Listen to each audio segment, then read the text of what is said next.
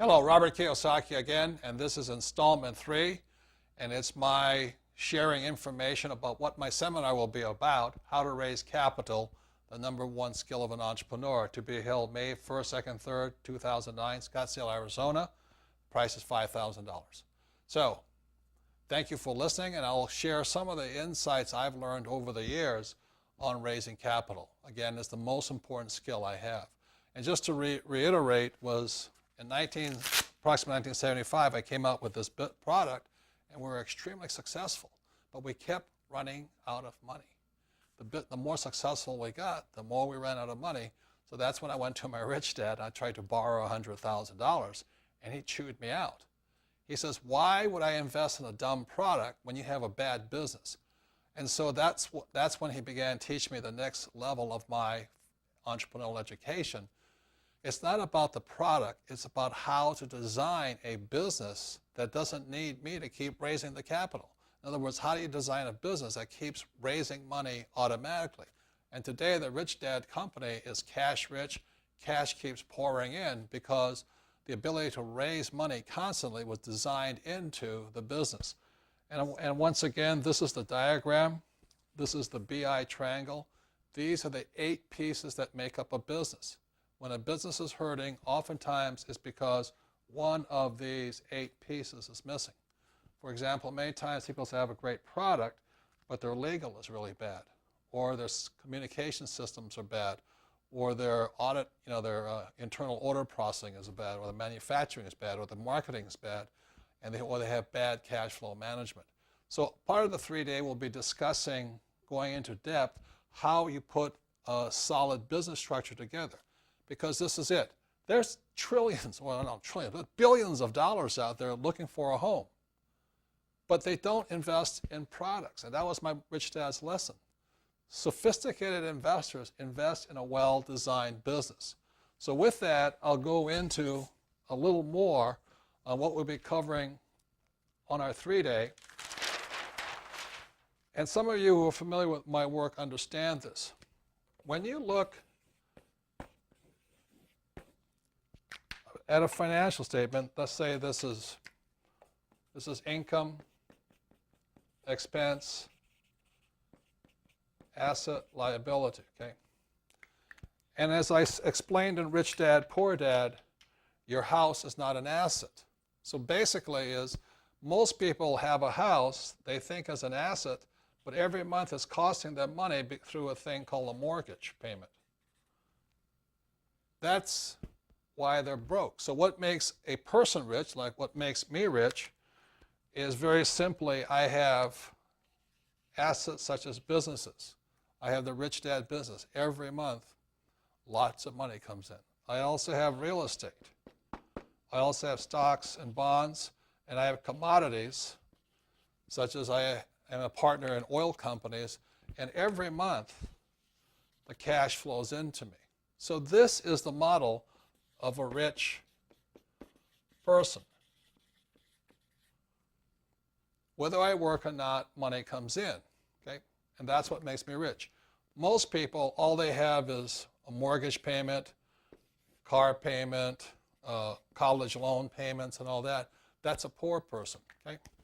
So what makes the same thing that makes a rich person rich and what makes a well-designed business rich is that as a sophisticated investor, let's say this is a rich business, when I wrote the business plan for Rich Dad, Poor Dad, this company now, is that I had to design in assets. So one of the biggest assets Rich Dad has is we are a brand and we license our name. So all over the world, there's about 60 people who every month send me money.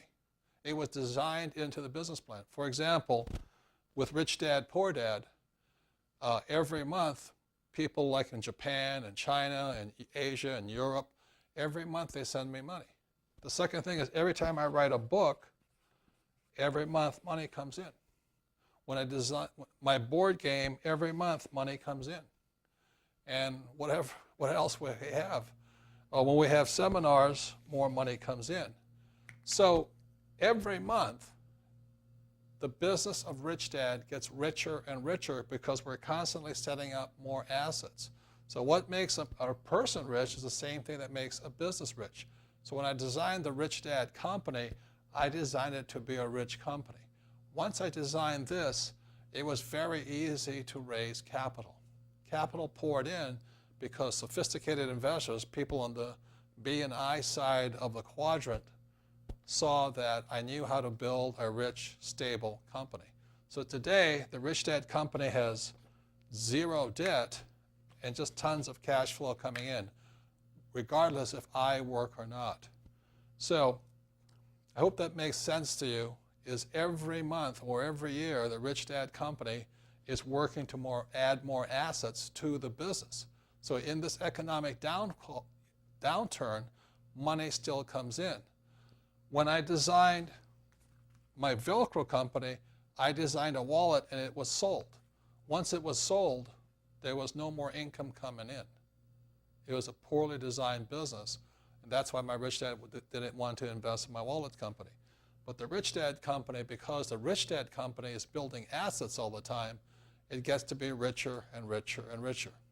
So, in final statement, So in final, I'd like to point out, finally, I'd like to point out one more thing that makes a company rich or poor is business design.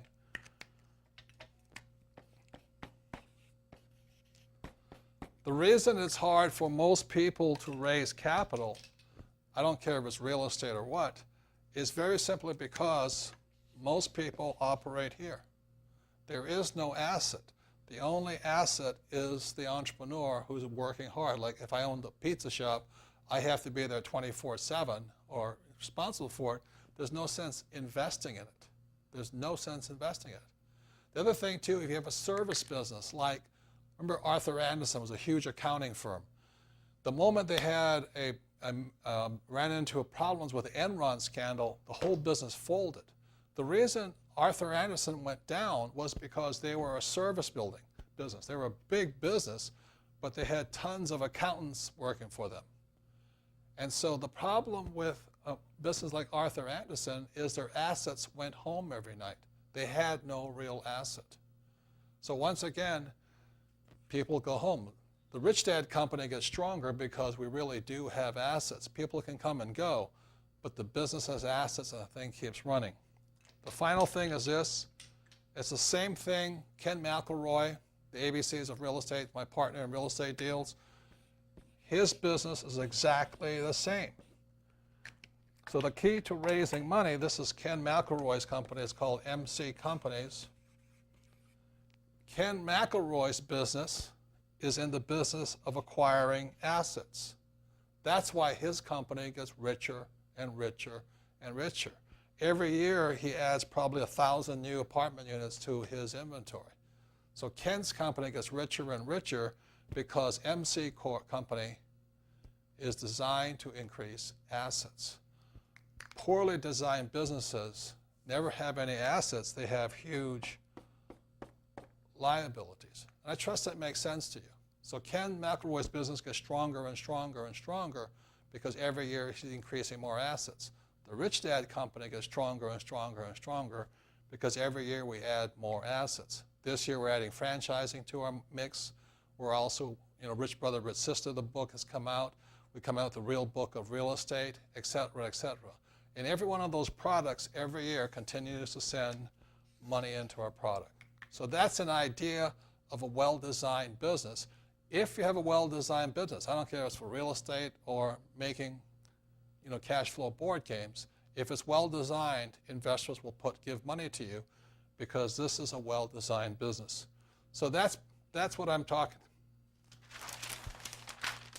So this is installment 3 on how to raise capital. It gives you an idea what makes us different. Again, thank you for listening so far.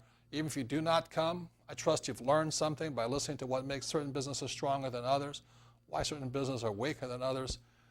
And so, again, the price is $5,000, but there are discounts for people who have attended our seminars before or people who sign up early, and especially you insiders, because you are best guys that we have.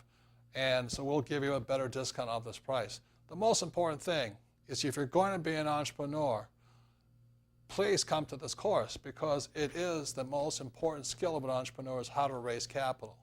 Generally, I never repeat any one of these 3 days. I'm not saying that I won't ever, but generally we don't. So if you're not available on this, you miss out on this one. So I trust you've learned something from this, and look forward to installment 4, which is coming in a few days. Thank you.